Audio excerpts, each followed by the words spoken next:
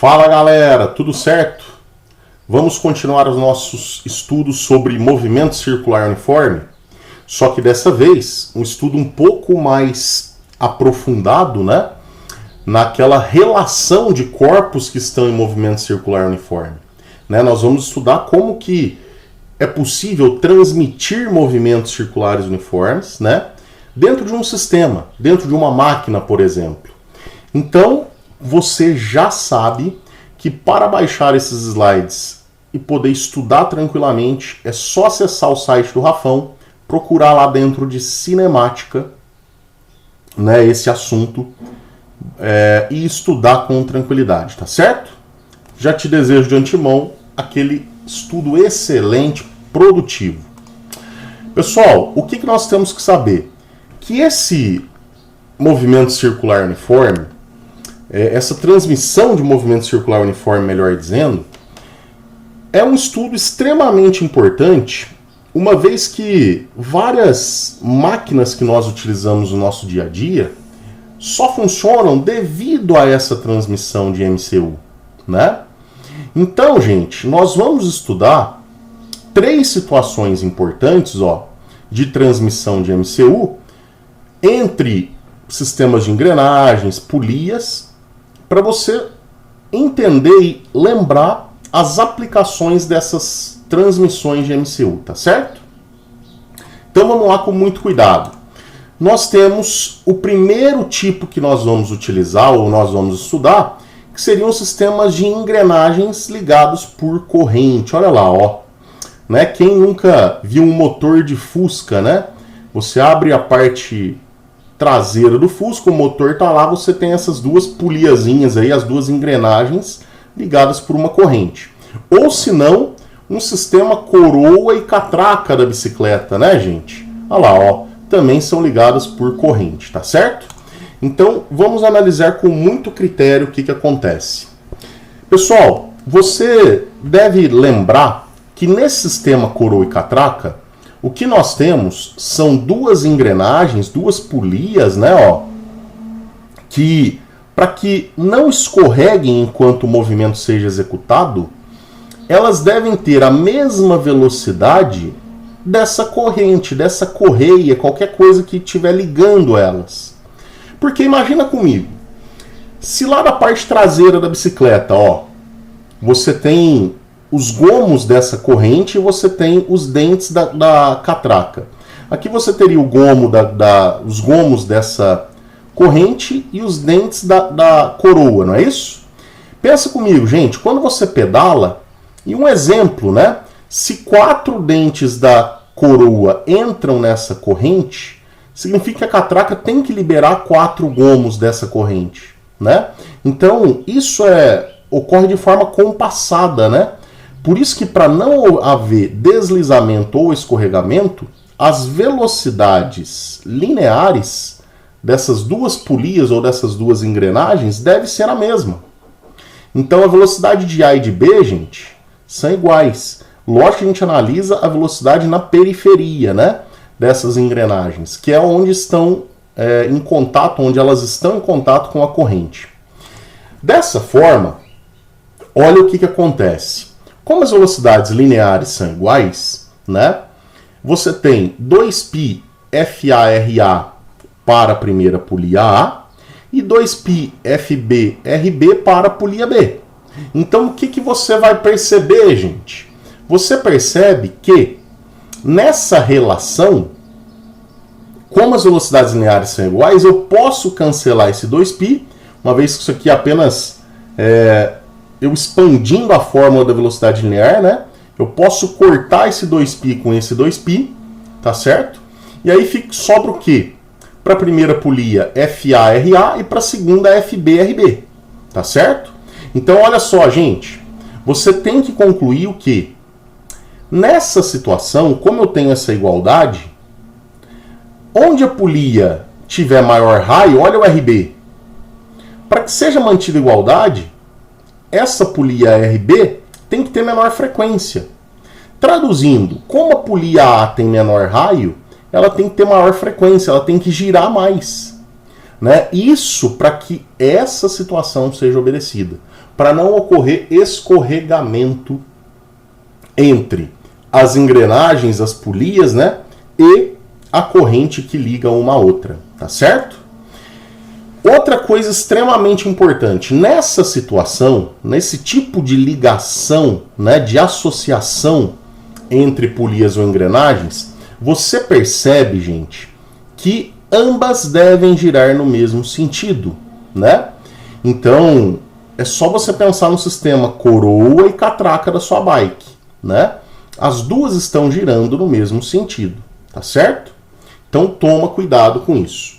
Então, ó, essa aplicação é importantíssima, você vai ver que vários exercícios vão usar e abusar dessa aplicação, tá? Coroa e catraca, tá certo? Inclusive, eu já vou te mostrar uma coisa, olha só, nesse GIF, as duas girando no sentido horário, né? Mas é relevante eu te mostrar o quê? Rafão, a coroa, que é essa polia B, ela tem que ter um raio maior que a catraca, para quê? Para que haja uma diminuição do seu esforço, pessoal. Porque pensa comigo, ó, como o raio da coroa, que seria essa polia B, é maior que o raio da catraca, que seria essa polia A, para que seja mantida a igualdade, a frequência da coroa, que seria a polia B, tem que ser menor. Traduzindo, se você der uma pedalada, essa catraca vai girar mais de uma vez. E aí, o que acontece? Consequentemente, você vai ver mais para frente que a roda de trás vai girar a mesma frequência da catraca. Então, com uma pedalada, pode ser que, dependendo da razão entre os raios, pode ser que a roda traseira, juntamente com a catraca, dê 2 voltas, se o raio da catraca for metade do raio da coroa, tá certo? Então, toma cuidado com isso, gente. Ó, você tem a frequência sendo inversamente proporcional ao raio e elas girando no mesmo sentido. O segundo sistema é o sistema de engrenagem, aquele que a gente vê, né, em vários desenhos animados. Eu sempre lembro do desenho do Pica-Pau, né, que ele vai brincar com aqueles relógios gigantes lá e tem esse sistema de engrenagem aí, gente.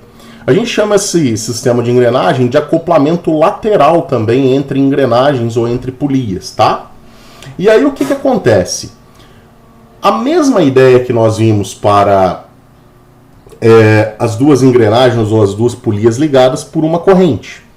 Pensa comigo, olha só nesse GIF. Você concorda comigo que tem que ser muito bem estruturado esse movimento para que não haja travamento desses dentes? Você concorda comigo que, olha lá, ó, cada dente tem que entrar exatamente no espaço entre os 2 dentes da outra engrenagem. Então, isso só pode acontecer para não ocorrer travamento, para não ocorrer deslizamento, se as velocidades lineares forem iguais. Lógico que a gente sempre está analisando a velocidade na periferia dessas duas engrenagens ou polias, né? Então, essas velocidades lineares devem ser iguais, tá certo? Então, vamos analisar o que acontece. Se essas velocidades não forem iguais, imagina se uma engrenagem girar com uma velocidade maior que a outra. Pode ocorrer travamento porque eu não vou ter o encaixe perfeito dos dentes na maneira que tem que ser, tá certo? Olha só, gente, essa análise é extremamente importante, mas nós já fizemos a mesma análise para polias ou engrenagens ligadas por corrente. Então é a mesma coisa. A gente iguala as duas velocidades lineares na periferia das duas, expande a fórmula da velocidade linear para cada uma das polias, né? Então, olha lá, ó, 2π FARA, 2π FBRB, corto 2π com 2π, fica FARA, FBRB, né? Eu tenho essa igualdade. Mais uma vez, onde a engrenagem ou a polia tiver maior raio, significa que a frequência vai ter que ser menor, né? A frequência é inversamente proporcional ao raio da polia, tá, gente? Por quê? Porque senão essa igualdade não seria satisfeita. Como esse raio A é menor, essa frequência A tem que ser maior, né? Traduzindo, a polia A vai girar muito mais que a polia B, né? Sempre nessa relação de raios, né? Se o raio B, por exemplo, for o dobro do raio A frequência A tem que ser o dobro da frequência B, certo? Então, muito cuidado. Uma coisa extremamente importante, gente, é o que? Você perceber que a única diferença desse caso, desse sistema de engrenagens, desse acoplamento lateral, com o que a gente viu das engrenagens ligadas por corrente, é justamente o sentido de rotação. Lá no primeiro caso, vamos voltar rapidinho para você ver. Olha lá, ó, as duas giram no mesmo sentido. Aqui nesse segundo caso, gente, cada uma vai girar num sentido. Uma vai girar no sentido horário e outra no sentido anti-horário. Senão você não teria como fazer esse sistema de engrenagem funcionar de maneira correta. Tá certo? Veja bem, olha lá, ó. A polia A gira no sentido horário, a polia B no sentido anti-horário. Como o raio de A é menor, olha só, a frequência de A é maior. É só você reparar, ó. Enquanto a polia B dá uma volta, a polia A dá duas, gente. Analisa aí, né? Então, essa relação tem que ser muito fácil para você, tem que ficar muito clara para você. Por último, nós vamos analisar engrenagens ou polias ligadas no mesmo eixo. Olha o toca-disco aí, ó. Você tem esse eixo ligando esse prato, né, ó, e o disco em si. Então os dois vão girar juntos, né? Eles estão ligados por um mesmo eixo. Onde que a gente vai ver isso também? Roda traseira da bicicleta e a catraca, os pedais e a coroa, né? Tudo isso na bicicleta. Então é muito fácil você ver a aplicação, como é muito importante desse sistema que nós vamos estudar agora. Vamos lá. Aqui, ó, o Rafão fez para você uma visão lateral do que está acontecendo, né? Então, lá, ó, você tem uma polia ou uma engrenagem e uma outra aqui, as duas estão ligadas por um mesmo eixo, tá certo? E aqui, pessoal, é como se você estivesse vendo de frente, né? A visão frontal disso aí. Você teria a sensação de que, como se fosse uma engrenagem em cima da outra, né? Uma polia em cima da outra aí, tá certo? Então imagina que nós estamos vendo de lado, a gente pega o nosso olho e coloca aqui, ó, nessa região. Nós vamos ver isso aqui exatamente, tá certo? Rafão, pensa comigo, gente. Como as duas estão ligadas pelo mesmo eixo, você concorda comigo que esse eixo vai completar uma volta e vai forçar essas duas polias ou engrenagens completarem uma volta também? Traduzindo, o tempo que uma demora para completar uma volta, andar 2 π radianos ou 360 graus, é o mesmo que a outra. Ah, então peraí. Se a variação do ângulo por tempo é a mesma nas duas, significa que as duas têm que ter o quê? A mesma velocidade angular. É só você pensar aqui, pessoal, ó. Pensa num ponto nessa periferia e nessa periferia. Eles vão ficar alinhados o tempo todo, porque o eixo vai fazer elas completarem uma volta no mesmo instante, né? Então, a velocidade angular só pode ser igual. E isso gera consequências extremamente importantes, né? Olha só, velocidade angular de A e de B, né? Como que a gente calcula a velocidade angular? 2πf. Então, 2πFA igual a 2πFB. Cortando os 2 π's, o que acontece? FA igual a FB. Traduzindo, como elas variam o mesmo ângulo num mesmo intervalo de tempo, é lógico que a frequência tem que ser a mesma. Se a frequência é a mesma, gente, o período é o mesmo. Porque o período seria o inverso da frequência. Como a frequência é a mesma, o período é o mesmo. Traduzindo, o mesmo tempo que a polia A demora para completar uma volta, a polia B também demora. E aí, para finalizar, nós temos isso aí, né, gente? Ó, essas relações de igualdade, tá certo? ômega A igual a ômega B, FA igual a FB, TA igual a TB, período de A igual ao período de B. É óbvio que, se a gente analisar a velocidade linear desses pontos na periferia de cada polia, né, a polia que tem maior raio tem que ter maior velocidade linear, gente.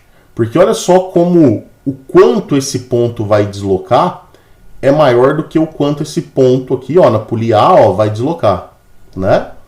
Então, se a gente lembrar dessa equação aqui, ó, V ômega R, que é a relação entre a velocidade linear e a angular, Embora as duas velocidades angulares sejam iguais, como o raio B é maior, a velocidade B vai ser maior também, tá certo?